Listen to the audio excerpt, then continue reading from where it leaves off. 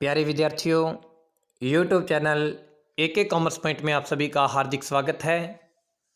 आज के सेशन में हम बात करेंगे कक्षा 12वीं वाणिज्य के विषय व्यवसाय अध्ययन के फर्स्ट चैप्टर के बारे में। तो फर्स्ट चैप्टर का नाम है प्रबंध परिचय, प्रकृति, महत्व एवं क्षेत्र, यानी कि management introduction, characteristics, importance and scope.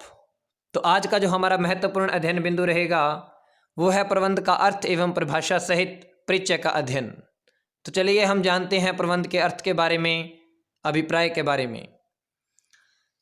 प्रबंध शब्द का जो अंग्रेजी अनुवाद है वो है मैनेजमेंट, और मैनेजमेंट शब्द ग्रीक भाषा के नमोस शब्द से निकला है, और नमोस शब्द का जो अर्थ है वह है कानून की भावना, या मैं कहूँ कि प्रशासन की भावना, यानी कि किसी कार्य को सर्वोत्तम ढंग से पूरा करने के लिए उसमें कानून की भावना या प्रशासन की भावना का प्रयोग करना ही प्रबंध कहलाता है, या किसी कार्य को कुशलतापूर्ण पूरा करने के लिए कानून की भावना अपनाना ही प्रबंध कहलाता है।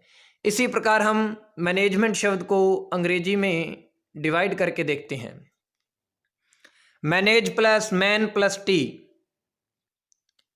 के रूप में समझें तो इसका अर्थ बनता है मैनेज द मैन टैक्टफुली, यानी कि लोगों को टैक्टफुल तरीके से प्रबंध करना, यानी कि लोगों का चातुर्यपूर्ण ढंग से प्रबंधन करना ही मैनेजमेंट कहलाता है।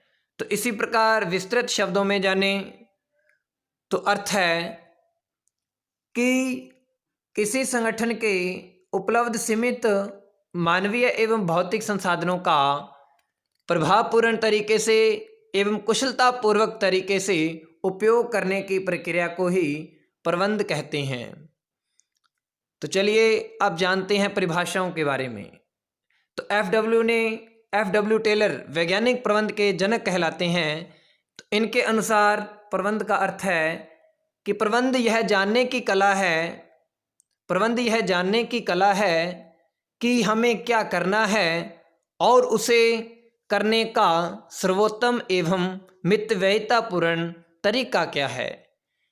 यानी कि प्रबंध हमें यह बोध कराता है, हमें यह ज्ञान कराता है कि हमें भविष्य में क्या करना है, कब करना है, कैसे करना है, और उस कार्य को पूरा करने के लिए सर्वश्रेष्ठ और कम खर्चीला तरीका कौन सा है। और इस सब यह ज्ञान कराने की जो कला है, ये ज्ञान करवाने की जो विधि है, जो प्रोसेस है, उसे ही हम प्रबंध कहते हैं। इसी प्रकार हेनरी फयोल ने क्या कहा है, तो हेनरी फयोल के अनुसार सामूहिक उद्देश्यों की प्राप्ति के लिए पूर्वानुमान करना, योजना बनाना, संगठन बनाना, आदेश निर्देश देना तथा समन्वय एवं नियंत्रण करना ही प्रबंध कहलाता है। यानी कि किसी संगठन के लक्ष्यों की प्राप्ति के लिए एक अच्छा फोरकास्टिंग करना, अच्छी प्लानिंग बनाना, एक अच्छा ऑर्गेनाइजेशन बनाना और उसका अच्छे से संचालन करना, आदेश निर्देश देना, सभी संसाधनों को समन्वित करना, कोऑर्डिनेट करना और अच्छे से कंट्रोल करने की जो प्रक्रिया है उसे प्रबंध कहते हैं। इसी प्रकार गलुएक ने क्या कहा है, तो गलुएक के अनुसार संस्था के लक्ष्यों की प्राप्ति के लिए मानवीय एवं भौतिक संसाधनों का कुशलतम उपयोग करने की प्रक्रिया प्रबंध कहलाती है। यानी कि गलुएक के अनुसार कि प्रबंध एक ऐसी प्रक्रिया है जो किसी संगठन के, किसी संस्था के जो उपलब्ध संसाधन हैं उनको अच्छे से प्रयोग करने के बारे में बताती है। तो इसी प्रकार लॉरेंस एप्ले ने क्या कहा है, तो लॉरेंस एप्ले के अनुसार अन्य व्यक्तियों के प्रयासों से परिणाम प्राप्त करना ही प्रबंध कहलाता है। तो बहुत अच्छा कथन है लॉरेंस एप्ले का कि जो प्रबंध है, प्रबंध एक ऐसी प्रक्रिया है जो दूसरों से परिणाम प्राप्त करने का काम करती है। यानी कि प्रबंध द्वारा अन्य व्यक्तियों से काम करवाया जाता है, टैक्टफुल तरीके से अन्य व्यक्तियों का या अन्य लोगों का मानवीय संसाधनों का प्रयोग करके अच्छे परिणाम प्राप्त किए जा सकते हैं। तो इसी प्रकार अब हम चलते हैं निष्कर्ष के बारे में कि कंक्लूजन क्या निकलता है विस्तार से प्रबंध के बारे में समझने के बाद। अतः हम उपरोक्त जो चारों ही परिभाषाओं के माध्यम से या आधार पर कह सकते हैं कि प्रबंध क्या है, एक कला है, एक विज्ञान है या एक प्रक्रिया है जिसमें सामूहिक उद्देश्यों की प्राप्ति के लिए सीमित मानवीय एवं भौतिक संसाधनों का प्रभावपूर्ण एवं कुशलतापूर्वक तरीके से उपयोग करने के लिए नियोजन, संगठन, नियुक्तिकरण, निर्देशन, समन्वय एवं नियंत्रण आदि क्रियाएं संपन्न की जाती है।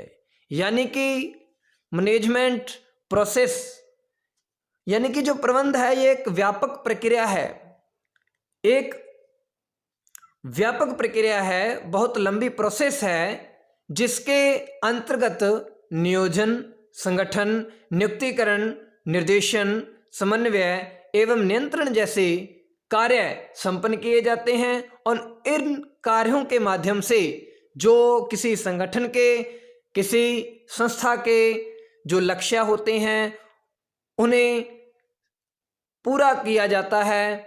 और इन क्रियाओं के माध्यम से जो उपलब्ध संसाधन हैं, जो सीमित संसाधन हैं, सीमित मानवीय एवं भौतिक संसाधन हैं, उनका प्रभावपूर्ण तरीके से एवं कुशलतापूर्वक तरीके से उपयोग करके अंततः संगठन के लक्ष्यों को प्राप्त किया जा सकता है।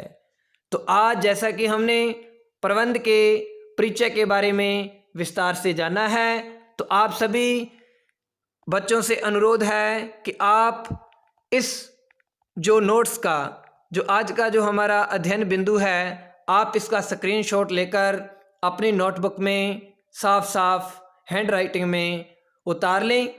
बहुत ही महत्वपूर्ण जो टॉपिक है हमारा स्टार्टिंग में, हमारे मैनेजमेंट सेगमेंट का ये प्रारंभिक जो पॉइंट है, एक स्टार्टिंग बिंदु है हमारा। तो आप इसे अच्छे से नोट्स बना लें। जय हिंद, जय भारत।